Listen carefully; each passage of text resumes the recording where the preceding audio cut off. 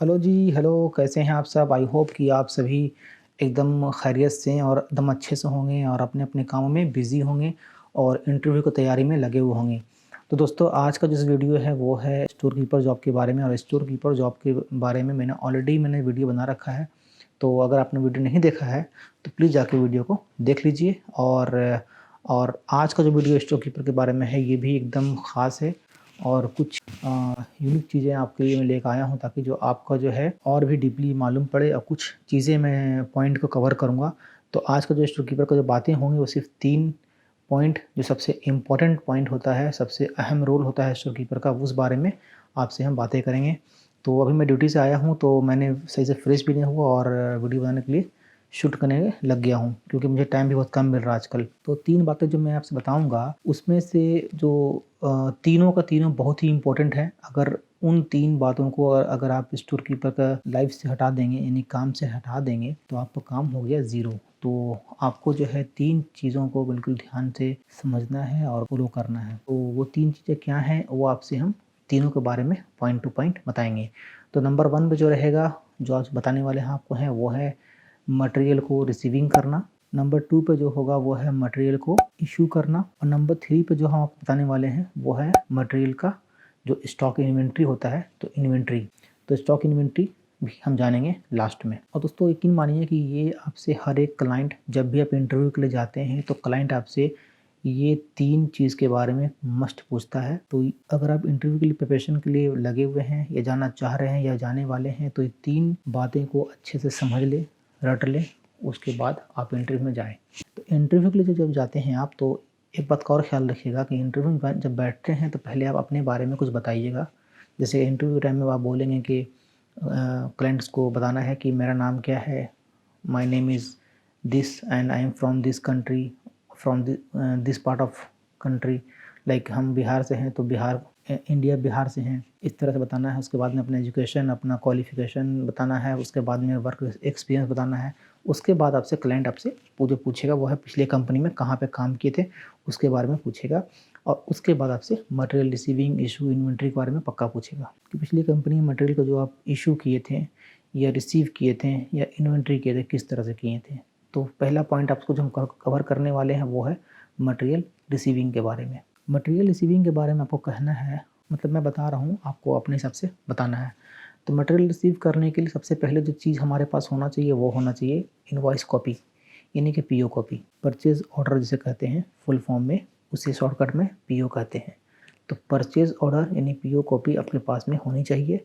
जब आपके पास में पीओ कॉपी होगा तो आप एज़ पर पीओ आप देखेंगे कि क्या-क्या मटेरियल आया है। तो एज़ पर पीओ में क्या देखना आपको है, मटेरियल का पार्ट नंबर या मटेरियल का कोड, आइटम कोड या मटेरियल का डिस्क्रिप्शन या फिर मटेरियल का स्पेसिफिकेशन। ये 3-4 चीज़ों को कवर करना है, काउंट करना है। मटेरियल की क्वांटिटी क्या है, जो आपका पीओ में क्वांटिटी लिखा होगा उतना ही क्वांटिटी आपके जो आप रिसीव किए हैं वहाँ होना चाहिए।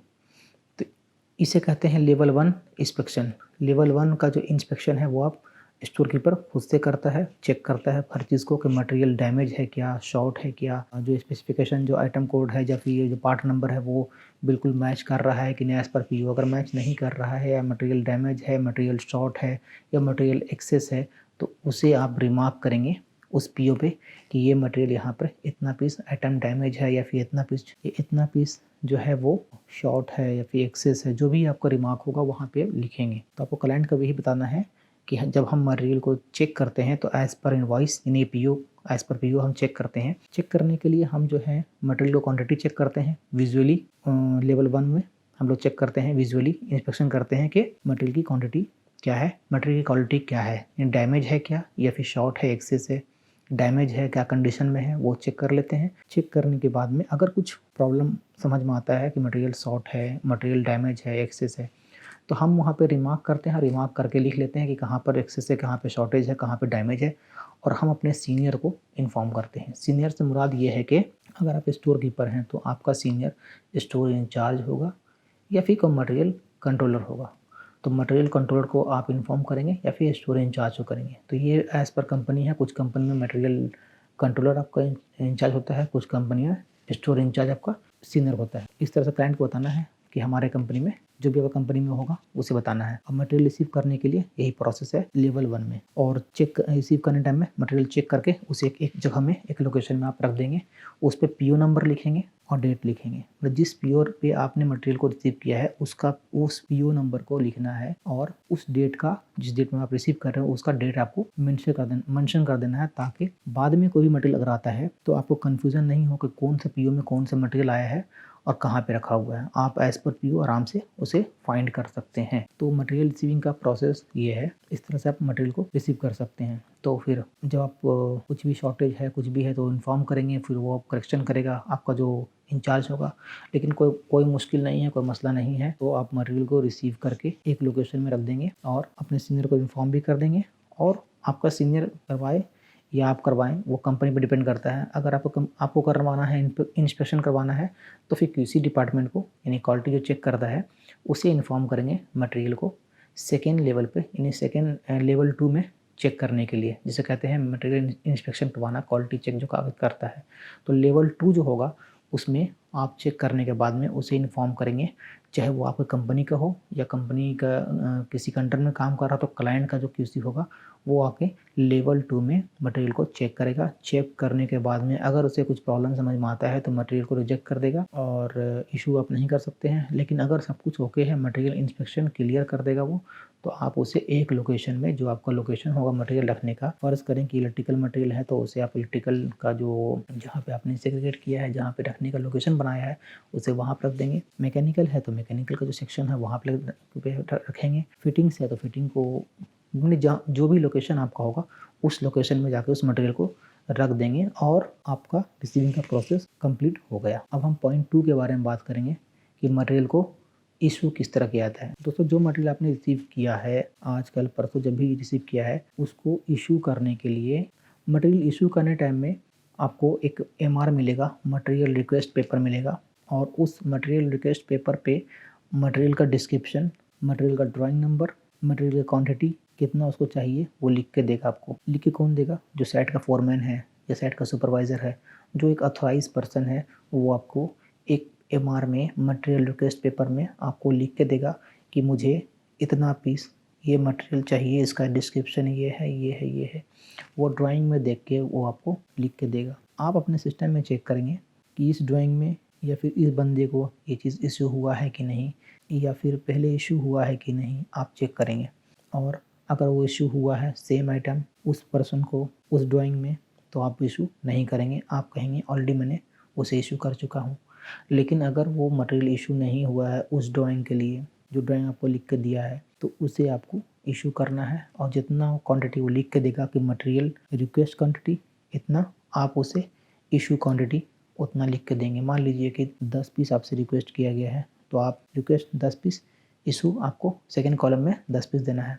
इन केस ऐसा हो जाए कभी आपको मटेरियल आपको कम इशू करना हो या फिर कम आपके पास में स्टॉक में पड़ा हुआ हो, 100 का रिक्वायरमेंट है, आप 90 इशू कर रहे हैं, तो आपको रिक्वेस्ट में वहाँ पर वो लिख के देगा 100, आप लिखोगे 90, यानी कि आपने इशू 90 किया है।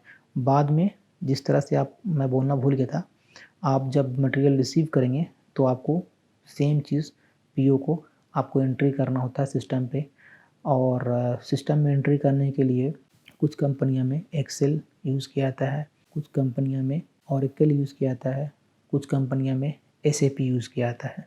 कई हमारे व्यूवर्स है जो हमसे पूछते हैं कि क्या कोर्स करें, कौन सा कोर्स करें, स्टोर कीपर माने के लिए, मटेरियल कंट्रोलर माने के लिए कौन सा कोर्स करें, क्या कंप्यूटर में क्या नॉलेज होनी चाहिए। तो आज हम आपको तीनों चीज़ के बारे में, जो 3 चीज़ जो मोस्टली जो यूज़ हुआ करता है प्लांटों में साइट पे, वो है एक्सेल, ओरेकल और एसएपी यानी सैप। ये 3 चीज़ यूज़ होता है, डिपेंड करता है कंपनी के ऊपर में। कंपनी अगर मीडियम में छोटा है तो एक्सेल से ही काम चलता है, बड़ी कंपनी है तो ओरेकल या फिर एसएपी यूज़ करता है। लेकिन एक्सेल आपको कम से कम नॉलेज होनी चाहिए कंप्यूटर में। तो रिसीव करने टाइम में भी आपको एंट्री करना है सिस्टम पे जाके कि हमने इस पीओ पे इतना इतना इस डेट पे मटेरियल को रिसीव किया है। मटेरियल का रिसीव करने टाइम में अगर एक्सेल पे आप एंट्री कर रहे हैं तो मटेरियल का डिस्क्रिप्शन, उसका आइटम कोड, क्वांटिटी सब आपको लिखना है, पीओ नंबर सब लिखना है, डेट लिखना है, ताकि मालूम पड़े आपको कि इस पीओ में कितना, कौन डेट में कितना मटेरियल रिसीव हुआ है। जब आप इशू कर रहे हैं तो भी आपको उसी सेम मटेरियल का डिस्क्रिप्शन, मटेरियल को किसको आप इशू कर रहे हैं, कौन वहाँ का फोरमैन है, उसका आईडी नंबर और उसका नाम मेंशन करना है, डेट मेंशन करना है। और अगर आप एक्सेल पे वी लुकअप का फॉर्मूला यूज़ कर रहे हैं तो ऑटोमेटिक आपको वो आइटम कोड पुट करने से आ जाएगा कि क्या मटेरियल आप इशू किया है, ऑटोमेटिक वो स्टॉक में डिटेक्शन हो जाएगा, ऑटोमेटिक आपको मालूम पड़ जाएगा स्टॉक क्या है। ये है इशू करने का प्रोसेस। थर्ड हमारा स्टेप है इन्वेंट्री का। तो इन्वेंट्री के लिए क्या होता है कि अगर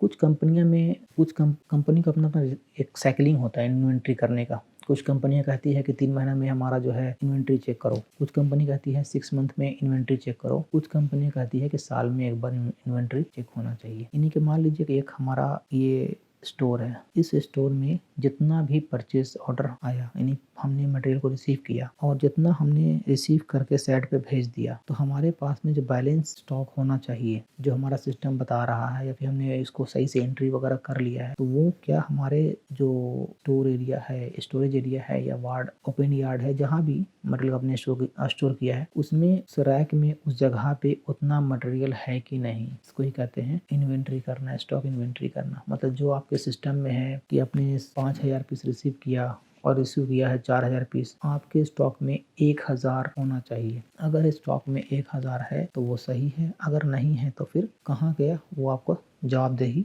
आपको होना पड़ेगा। और इन्वेंट्री स्टॉक के लिए, यानी स्टॉक इन्वेंट्री के लिए कम से कम 97.5% आपका स्टॉक इन्वेंट्री करेक्ट होना चाहिए। अगर 97.5% से आपका एक्यूरेसी नीचे है तो आपका इन्वेंट्री स्टॉक सही नहीं है, यानी कि 2.5 आप इधर उधर हो सकता है, मटेरियल इधर उधर हो सकता है, होना नहीं चाहिए पर हो सकता है, लेकिन 97.5% से अगर नीचे है तो कुछ गड़बड़ है, तो उसे आपको ठीक करना चाहिए और बेहतर होगा कि 100% ही अच्छा करें काम आप लोग। तो ये 3 चीज़ें हैं जो अक्सर इंटरव्यू के टाइम में भी पूछा जाता है और आपसे पूछ सकता है कि किस तरह से आप मटेरियल को इशू करते हैं, किस तरह से मटेरियल को रिसीव करते हैं, किस तरह से आप इन्वेंट्री स्टॉक लेते हैं, कि आपका साइकिलिंग होता है इन्वेंट्री करने का। तो इस तरह से आपको बताना है कि हमने जो है इन्वेंट्री के दौरान में किस तरह से हमारा क्या साइकिलिंग क्या था, हम फिज़िकल जाकर चेक करते थे, सिस्टमेटिक भी हम लोग को करना पड़ता था,